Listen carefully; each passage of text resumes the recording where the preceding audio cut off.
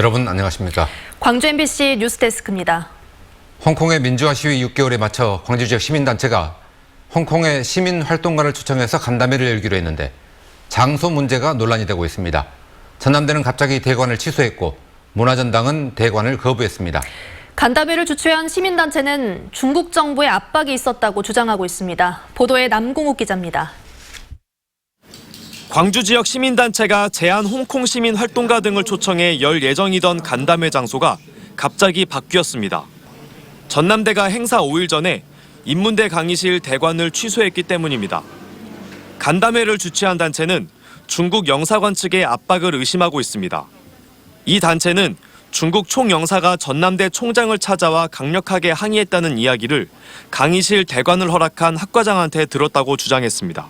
중국 영사가 전남대 총장에게 강력히 항의를 했으며 이 행사를 강행할 시 책임질 수 없는 일이 일어날 것이다 이렇게 말씀하셨다고 그래요. 또 5.18 정신이 있는다고 한다면은 자유로운 토론과 이런 여러 가지 표현의 자유가 보장될 수 있도록.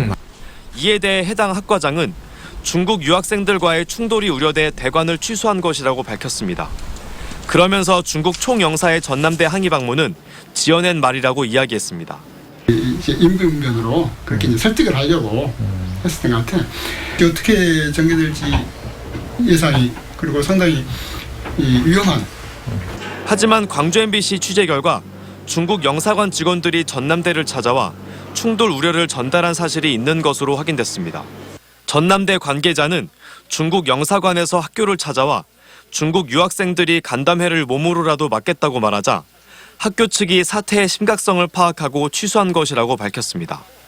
시민단체는 전남대에서 옛 전남도청 별관으로 간담회 장소를 옮겼는데 이곳에서도 간담회는 열리지 못하게 됐습니다. 국립아시아 문화전당이 도청 별관은 대관해주는 공간이 아니라고 했기 때문입니다. 무슨 행사를 하시게 하거나 이런 공간이 사실 별관은 아니에요, 전혀. 결국 5.18의 상징적인 공간인 전남대와 옛 전남도청에서 민주화를 요구하는 홍콩 시위 간담회를 열지 못하게 된 것입니다. 광주 인권회의는 장소를 YMCA로 옮겨 간담회를 예정대로 진행하기로 했습니다. MBC 뉴스 남고욱입니다. 중국 기업이 광양에 짓기로 한 알루미늄 공장이 본격적인 공사에 들어갔습니다. 그동안 환경오염 우려 때문에 반발과 논란이 있었는데 기공식장에서도 인근 주민들의 거센 항의가 이어졌습니다. 보도에 문형철 기자입니다. 머리띠를 두른 주민들이 행사장에 진입하려는 승용차를 막아섭니다. 일부 주민들은 바닥에 드러눕고 상황을 정리하려는 경찰까지 뒤섞이면서 현장은 순식간에 아수라장으로 변합니다. 기공식 현장에 접근하는 주민들과 이를 막으려는 경찰 병력이 대치한 상황. 살고 싶어서 이런다고. 살고 싶어서. 이 과정에서 주민 한 명이 다쳐 병원으로 옮겨지기도 했습니다. 환경오염을 우려하며 알루미늄 공장 건립에 반대해온 순천 해룡 지역 주민들은 기공식장 앞에서 집회를 열고 자신들을 공식적인 협상 대상에서 제외한 것도 모자라 당초 약속과 다른 내용의 합의서까지 체결했다며 사업 철회를 요구했습니다. 주변에 전체적으로가 공해에 노출이 돼 있는 마을인데 왜 또 여기 광양까지 알루미늄 공장까지 세워서 공해를 더 증가를 시키려고 하니까. 주민들의 시위가 계속되는 사이 알루미늄 공장 기공식은 예정대로 진행됐습니다. 중국 밍타이 그룹이 투자한 알루미늄 공장은 내년 8월쯤 공사를 마친 뒤 알루미늄 판재와 포일을 생산할 계획입니다. 업체 측은 광양 세풍 지역 주민들의 협조로 공장 건립이 가능했다며 환경 문제가 발생하지 않도록 하겠다는 점을 강조했습니다.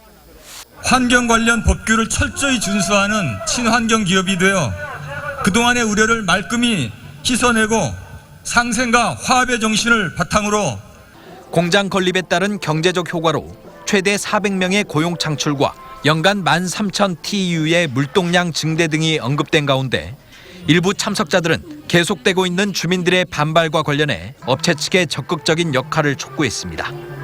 기공식이 축하의 자리지만 안타까운 것은 우리 바깥에 계신 또 우리 도민들, 인근 도민들의 목소리도 저희들이 잘 새겨야 된다고 생각합니다.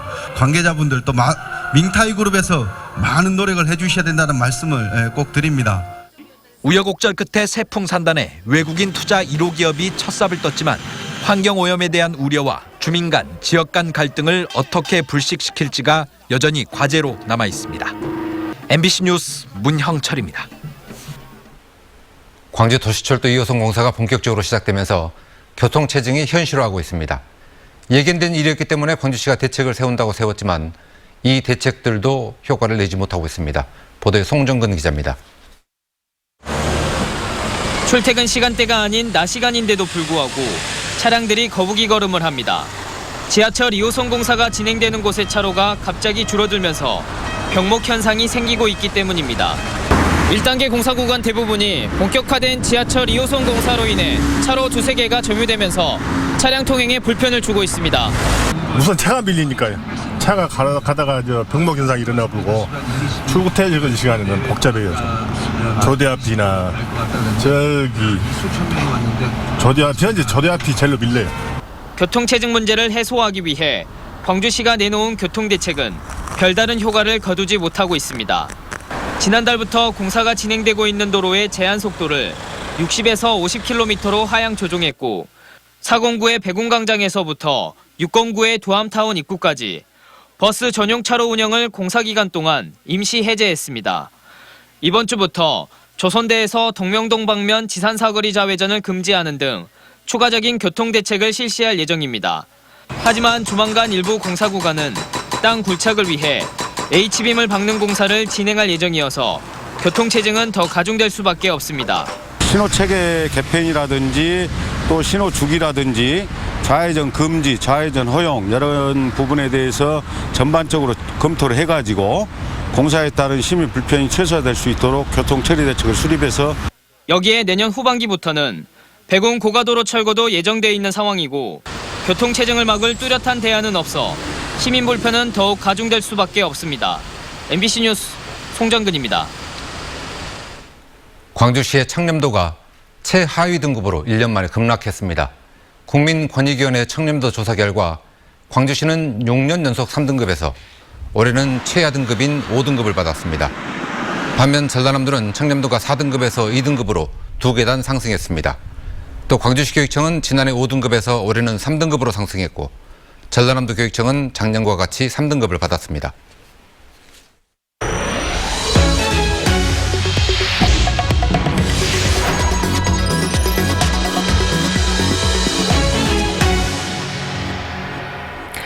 여순 사건 재심 공판이 오늘 5번째로 열렸습니다. 검찰과 피고인 양측의 증인들이 재판에 처음으로 출석했는데요. 증인들은 당시 희생자들이 무죄라고 입을 모아 증언했습니다. 조희원 기자의 보도입니다.